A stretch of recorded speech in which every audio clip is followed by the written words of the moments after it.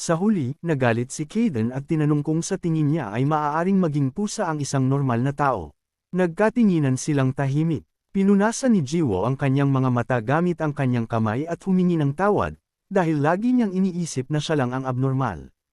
Napagtanto ni Caden na sa lahat ng oras na ito, walang kilala ang bata na may katulad na kakayahan. Sinabi niya na may bahagyang kalungkutan sa kanyang boses na totoo na kung ang isang tao ay susubukan na mamuhay ng normal na walang alam tungkol sa iba na ginawa ng isang awakened na kakayahan, ito ay mahirap para sa kanya.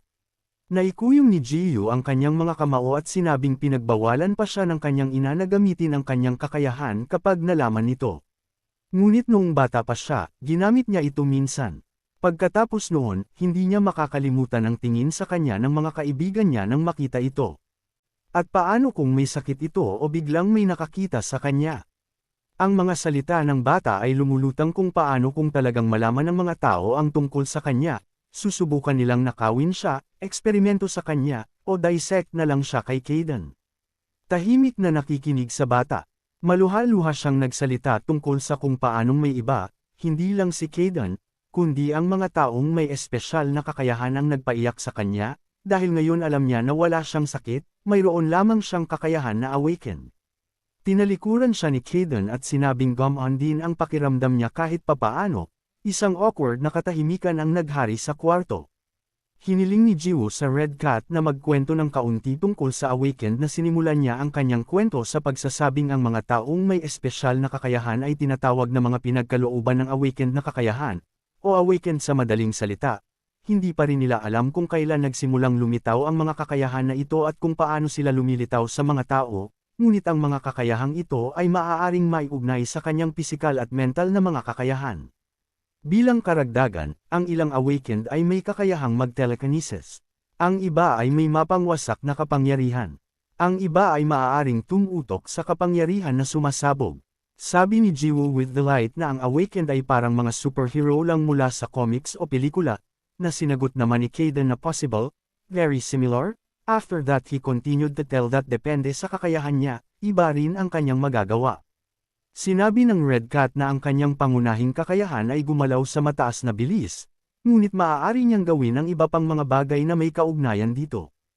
Iminungkahi ni Caden na pagkatapos ng ilang taon, mas naging makapangyarihan ang kanyang kakayahan. Na sinagot ni Jiwoo na noong una ay magagamit niya ito isang beses sa isang araw at sa isang segundo lamang, ngunit ngayon ay magagamit niya ito mula 3 hanggang 5 segundo sa isang araw, kung saan tinanong ng pusa kung yun lang. Ipinagpalagay ni Caden na sa buong panahon ay natatakot ang bata na gamitin ang kakayahan. Hindi niya ito binuo, ngunit pagkatapos ng kanyang kwento, naging malinaw na hindi siya naglagay ng anumang pagsisikap sa pagsasanay, at naiintindihan niya kung gaano siya kadesperadong itinago ang kakayahan. Nagtanong si Jiwoo nang may interes kung ang lahat ng mga awakened ay nagsasanay ng kanilang mga kakayahan, kung saan hiniling ni Caden na karamihan sa mga tao ay hindi nais na maging mas malakas sa pagkakaroon ng ganoong kakayahan, dahil magagawa nila ang anumang gusto nila. Napaisip si Jiwoo na gusto niyang itago ito. Sinabi ng Red Cat na ang bata ay tila isang espesyal na kaso. Nang kumulo ang tiyan ng bata, awkwardly siyang humingi ng paumanhin, dahil wala siyang oras na kumuha ng anuman mula sa hapunan, kung saan ang Red Cat ay naiinis na sinabi na sila ay nag-uusap ng mga seryosong bagay dito. Tumayo si Jim at sinabing mabilis siyang magdala ng makakain. Nagdala ng tinapay ang bata. Sinimulan niyang nguyain ang tinapay. Nang kumikalam na rin ang tiyan ng pusa, nagtatakang tumingin ang bata kay Caden, na nahihiya namang tumalikod. Ibinuhos ni Jiwoo ang pagkain sa bowl. Umupo siya sa tabi ng luya na pusa at inaya siyang kumain, dahil wala rin siyang kinakain mula ng hapunan. Malungkot na tiningnan ni Caden ang mangkok at inisip kung paano siya muling binigyan ng cat food, na hiniling mo sa kanya na magmadali at magtiis, ang cat food. Tahimik na tiningnan ng luya na pusa ang pagkain. Napabuntong hininga siya, nagsimula siyang kumain ng may gana, iniisip kung paanong hindi niya napigilan ang pagkain ng cat food, dahil sa gutom, pareho silang nag-crunch sa pagkain sa kwarto. Sa oras na ito, ang Scarlett na aura ay umabot sa kanilang bahay. Nagsimula itong sumirit sa mga bintana, napalingon si Caden sa mga bintana, naramdaman ang aura. Napakunot ang noo niya, iniisip kung anong klaseng enerhiya iyon na halos hindi niya napansin, dahil sa sobrang hina niya, tense niyang pinagmamasdan ang enerhiyang pumapalibot sa bahay, at naisip na hindi ito normal. Biglang binuksan ng dating Monster Cat ang kanyang mga mata, tumugon sa enerhiya. Tumalon siya mula sa couch. Ang White Cat ay nagsimulang sumugod sa silid, naghahanap ng daan palabas. Sa wakas, nakakita siya ng bukas na bintana. Tumalon ang pusa sa nakabukas na bintana, nagulat si Kayden at Jiwoo sa kanya. Gulat na bulalas ng lalaki na tumakas lang itong pusa na sinagot naman ni Kayden na imposibleng na-miss niya ang sandaling nabaliw siya. Galit siyang tumingin sa bintana at sinabing hindi siya makapaniwala na iniwan niya sila ng ganoon kabilis. O dahil ba sa kakaibang enerhiyang iyon ang lahat? Biglang nakuha ni Jiwoo ang atensyon niya. Naghahanda na ang lalaki nang tanungin siya ng Red Cat kung ano ang ginagawa niya. Hinayla ni Jiwoo ang kanyang cap sa kanyang ulo at desididong sinabi na kailangan niyang hanapin ang pasang ito, dahil masama kung may aatake siya. Hinarang ni Kayden ang kanyang daraanan, sinabing hindi siya matutulungan sa unang pagkakataon, kaya't hindi rin niya dapat itusok ang kanyang ilong sa oras na ito, at ang pusa ay walang kapangyarihan na maging isang monster muli, tulad ng oras na iyon, na sinagot ng bata na ang ibig sabihin ay mas madaling ibalik siya. Hinawakan ng bata ang labi ng kanyang cap at sinabing ang ibig niyang sabihin ay nag-aalala siya sa ibang tao, ngunit nag-aalala rin siya sa pusa para hindi niya ito hinayaang masaktan. Tahimik na tumingin si Kayden sa bata. Napabuntong hininga siya at sinabing sasama siya. Nagulat si Jiwoo dito, at sinabi ni Kayden na curious siya kung bakit kailangang maging ganito ang pusa, at ang nakakatakot na enerhiya sa labas ay bumabagabag sa kanya. Nilingan niya ang bata at hiniling na huwag magkamali dahil darating ito dahil nag-aalala ito sa kanya. Nagpasalamat pa rin si Jiwoo, at sinabing mas kumpiyansa na siya ngayong sasama si Kayden, kung saan hiniling siya ng bata na huwag na siyang magsalita at sundan siya. Muli niyang pinaalalahanan, upang hindi siya magkamali, at sa oras na ito, ang kalye ay desyerto at tahimik. Kinarga ni Jiwoo si Kayden at tumakbo sa kalsada. Mabilis na gumalaw ang kanyang mga paa. Tumalbog siya sa lupa na parang balahibo. Umalangaw-ngaw ang tunog ng kanyang mga paa sa kahabaan ng kalye habang sinasabi ni Kayden na medyo maganda ang kanyang galaw, tulad noong nakipag-away siya sa pusa. Ang Red Cat, na nakabalot sa isang jacket, ay nagsabi na siya ay sigurado na ang kanyang awakened speed ability, tulad ng iba, ay bubuo sa lalong madaling panahon. Nagtataka namang tumingin si Jiwoo sa pusa at sinabing naunawaan niya na ang kanyang kakayahan sa bilis ay naging mas mahusay, ngunit ano pang mga kakayahan ang kanyang sinasabi. Dahil sinabi niya ang isang bagay na iyon bago ipinaliwanag ng pusa na ang anumang bahagi ng kanyang katawan na apektado ng kanyang paggalaw ay bubuo, tulad ng kanyang sistema ng nerbiyos at mga kakayahan sa pag-iisip. Kaya mas tamang ipagpalagay na sa lahat ng oras na ito nagkakaroon siya ng mga passive na kakayahan na ito, at hindi lang siya, dahil ang ibang mga awakened ay hindi lamang nagpapalakas ng kanilang mga katawan, ngunit nagkakaroon din ng iba pang mga kakayahan na nauugnay sa kanilang mga awakened na kapangyarihan, sabi ni Jiwoo, na naintindihan niya, at sabi ni Kayden pagkatapos ng bakod para iliko siya pakaliwa, agad na lumiko sa kaliwa ang bata. Mabilis na ginalaw ni Jiwoo ang kanyang mga paa. Hinawakan niya ng mahigpit ang pusa at buong lakas na tumakbo. Nakinig naman si Kain. Tinanong niya kung hanggang kailan magagamit ng bata ang kanyang kakayahan. Sumagot ang bata na ginamit niya ang mga ito noon, ngunit ilang oras na ang lumipas mula noon, kaya nag-isip siya ng mga 2 segundo. Kung ginamit niya ito sa maikling panahon, kung gayon marahil ay maaari siyang tumagal ng kaunti. Ang Red Cat, walang alinlangan na nag-isip ng mga 2 segundo. Nagpatuloy si Jiwoo sa pagtakbo sa mga kalye, nagtatanong kung saan tatakbo. Kasunod nito ang sagot ng Red Cat, na patuloy na tumatakbo ng diretsyo.